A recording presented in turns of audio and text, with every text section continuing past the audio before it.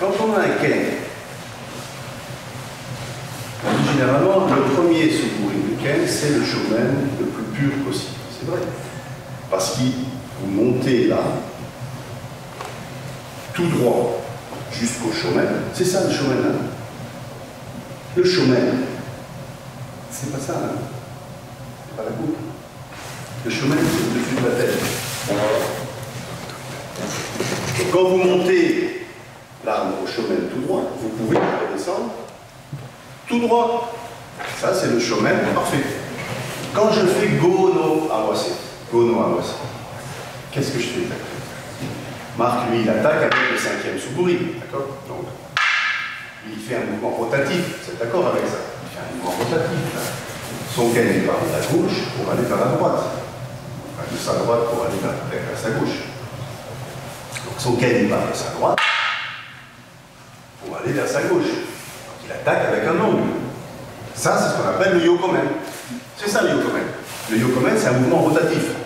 Mon ken, il a un angle parce qu'il ne peut pas faire autrement que d'avoir un angle, puisqu'il vient de la gauche pour aller vers la droite. Il vient de la droite pour aller vers la gauche. Donc il a forcément un angle. Mais moi, qui reçois, quand il m'attaque, qu'est-ce que je fais? Je ne fais pas de mouvement rotatif. Moi, mon ken, il ne tourne pas. Donc il va au chemin. Et de là, je vais inverser les hanches et couper. Alors, du fait, c'est là où ça se complique un petit peu, du fait que j'inverse mes hanches ici, je ne suis plus dans le cadre du premier suburi. Dans le premier suburi, je peux faire un chemin plus droit. Dans le cadre du deuxième suburi, ça c'est le deuxième suburi en arrière, j'inverse les hanches. Donc quand je vais inverser les hanches, bien que je sois en shomen, je vais avoir une légère angulation de mon arme. Lequel il va descendre avec un léger angle. C'est dû à la rotation des hanches, on ne peut pas faire autrement. Mais est-ce que ça c'est un yokomen? Non. C'est pas un yokomen. C'est un shomen.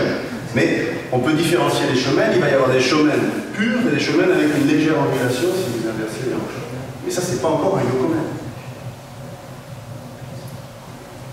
Par contre, si quand Marc, par exemple, attaque un yokomen, je me mettais à faire ça, alors je serais dans le même suburi que lui, on aurait tous les deux un yokomen. Ça, ce serait un yokomen. Si je fais ça, ça ne peut pas marcher. Je ne peux pas l'emporter sur lui puisque je fais un yokomen contre un yokomen. Ça, c'est Robin des Bois, quoi. Petit Jean sur le pont. Tous les deux font la même chose. 1, 2, 3, 4. Qu'est-ce que je veux dire? Yokomen contre yokomen, ça ne marche pas.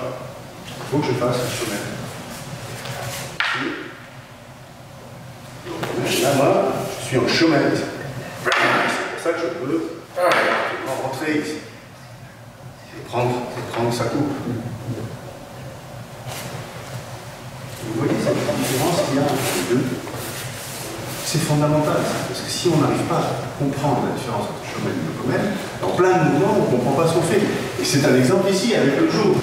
Quand je fais la partie 4, 5, 6, 4, 5, 6 de Sarajimichi no Joe. Si je pense que parce qu'ici, il y en a un qui doit l'emporter, en toute logique, c'est lui qui va l'emporter, pas moi. S'il fait shomen, comme tu dis, Thierry, s'il fait shomen normalement, s'il faisait shomen ici, s'il pouvait faire shomen ici, c'est ça. Alors, on dirait, puisque c'est la méthode où on travaille à distance, dans cette situation-là, je réattaque, c'est à moi de réattaquer. Et alors là, j'inverse tout. Non, c'est pas ça qui se passe dans le Sanjunichi no Joe. C'est lui qui attaque. Et moi qui termine. Pourquoi? Ben précisément parce qu'il n'y a personne qui fait shomen ici.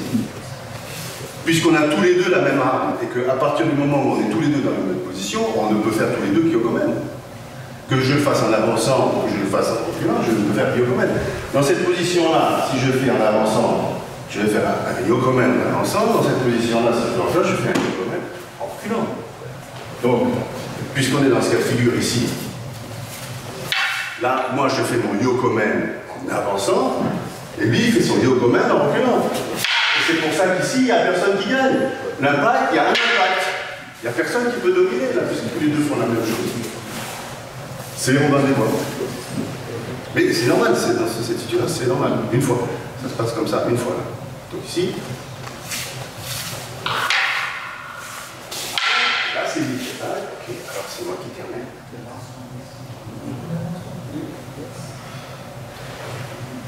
Je termine quand même avec un yoko même. Je termine avec ça. Puisque je fais les lignes. Oui, ces petites notions, c'est important de comprendre tout ça. C'est ça, vous allez affiner votre pratique, votre compréhension fine de ces choses-là. Sinon, on fait des exercices répétitifs.